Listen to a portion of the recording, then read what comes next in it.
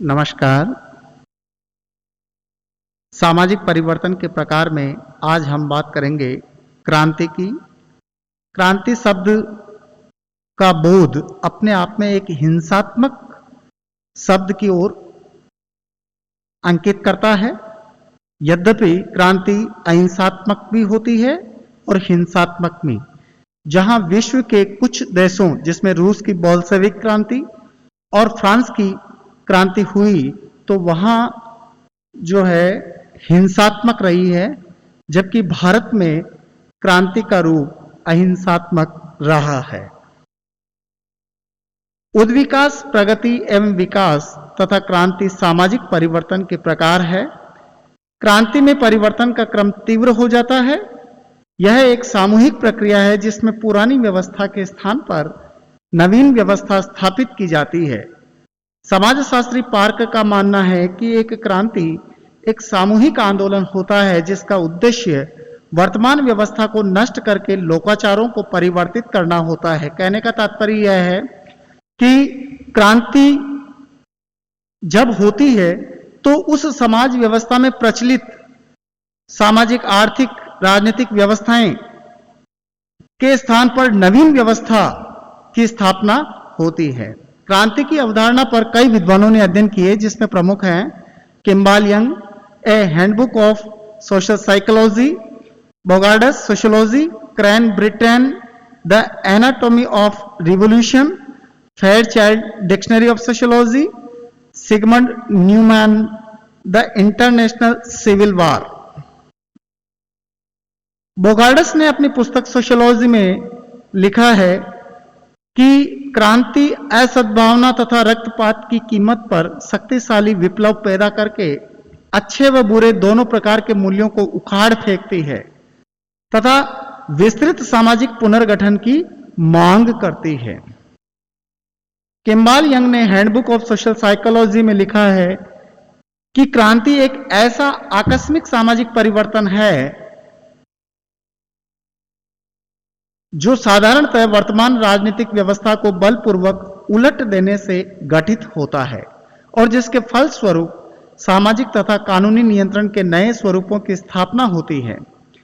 Crane Britain ने अपनी पुस्तक द एनाटॉमी ऑफ रिवॉल्यूशन में लिखा है कि समाजशास्त्रीय रूप में क्रांति का अर्थ वर्तमान सामाजिक संरचना के अंतर्गत व्यक्तियों की मनोवृत्तियों और सामाजिक मूल्यों में इस प्रकार का परिवर्तन हो जाना है कि वे उसको नए दृष्टिकोण से देखना प्रारंभ कर दे। सारांश रूप से कहा जा सकता है कि क्रांति सामाजिक परिवर्तन की एक ऐसी प्रक्रिया है जिसमें वर्तमान सामाजिक राजनीतिक व्यवस्था को बदल देती है। यह अहिंसात्मक हो सकती है या फिर हिंसात्मक भी।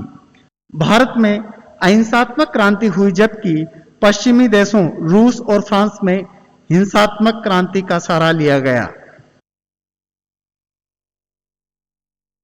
इन परिभाषाओं के आधार पर क्रांति की विशेषता निम्नानुसार प्रकट होती है। नंबर 1, क्रांति सामाजिक परिवर्तन का एक प्रकार है। यह ऐसा परिवर्तन है जो निरंतर नहीं होता है बल्कि आकस्मिक रूप से घटित होता है। देखिए, यहां क्रांति शब्द जो है इसमें निरंतरता की बात नहीं है, बल्कि ये अचानक और आकस्मिक रूप में घटित होता है। दूसरी बात, क्रांति के कारण सामाजिक नेतृत्व में परिवर्तन आ जाता है। पुराने नेताओं तथा अभिजातों का स्थान नए नेता एवं अभिजात ग्रहण कर लेते हैं। यानी कि जो क्रांति होती है तो उसमें पुरानी व्यवस्था, पुराने नेता, उनके स्थान पर नवीन जो है नेता आ जाते हैं। तीसरी बात, यदि हम कहें क्रांति का क्षेत्र व्यापक है, यह सामाजिक, धार्मिक, राजनीतिक, आर्थिक, सांस्कृतिक आदि भी क्षेत्र में घटित हो सकती है। यानी कि यह सभी क्षेत्र, राजनीतिक भी हो सकती है। जैसे हम कहते हैं राजनीतिक क्रांति, तो वो फ्रांस की क्रांति हुई थी, रूस की क्रांति हुई। आर्थिक क्रांति औद्योगिक क्रांति को हम कहते हैं। और सांस्कृतिक जो अध्यात्मवादी संस्कृति है वो है। पश्चिमी सभ्यता और संस्कृति है। इस तरह से क्रांति हो सकती है। क्रांति के कारण समाज तथा उसके विभिन्न पक्षों में आमूलचूल परिवर्तन होते हैं।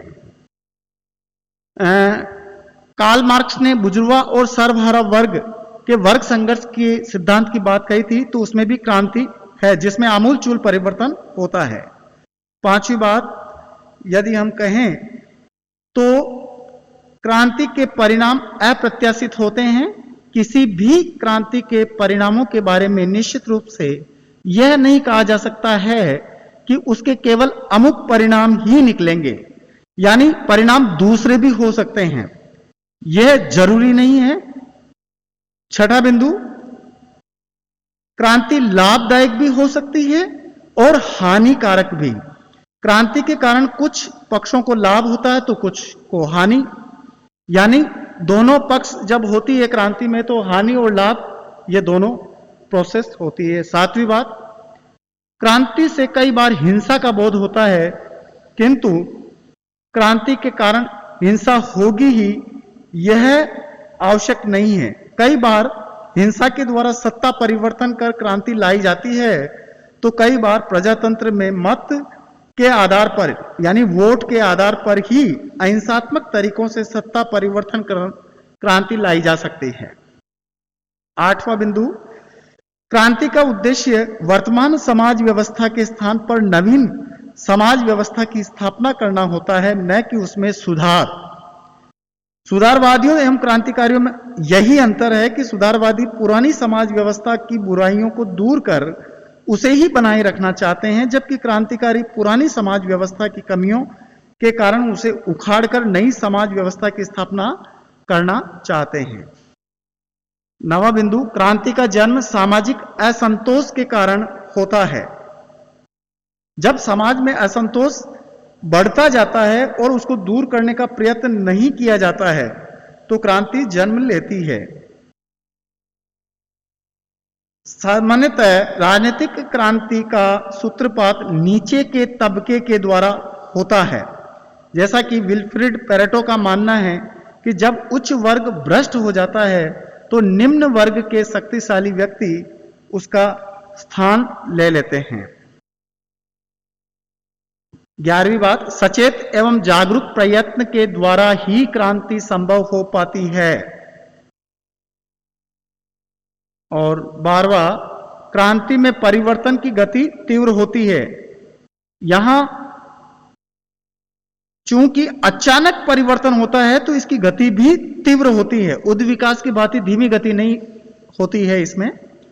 और 13वां, क्रांति एक सामूहिक क्रिया है न कि व्यक्तिगत। इस अर्थ में क्रांति के लिए अनेक व्यक्तियों द्वारा सामूहिक रूप से प्रयास किया जाता है, परंतु सवाल यहां पर यह होता है कि क्या क्रांति के लिए हिंसा आवश्यक है, यह प्रश्न आता है। लेकिन कई बार क्रांति लाने के लिए हिंसा अनिवार्य हो जाती है।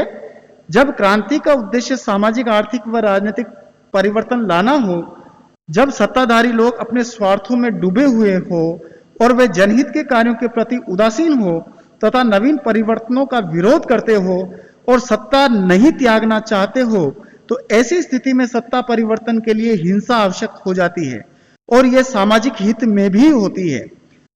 कई विद्वान जैसे टॉकबिले, कार्ल मार्क्स, लेनिन, स्टालिन, माओ त्से तुंग तथा अनेक अन्य साम्यवादी विचारक क्रांति के प्रारंभिक स्तर पर हिंसा को आवश्यक मानते हैं, क्योंकि सत्ता से चिपके लोगों को हटाने का कोई और तरीका नहीं है।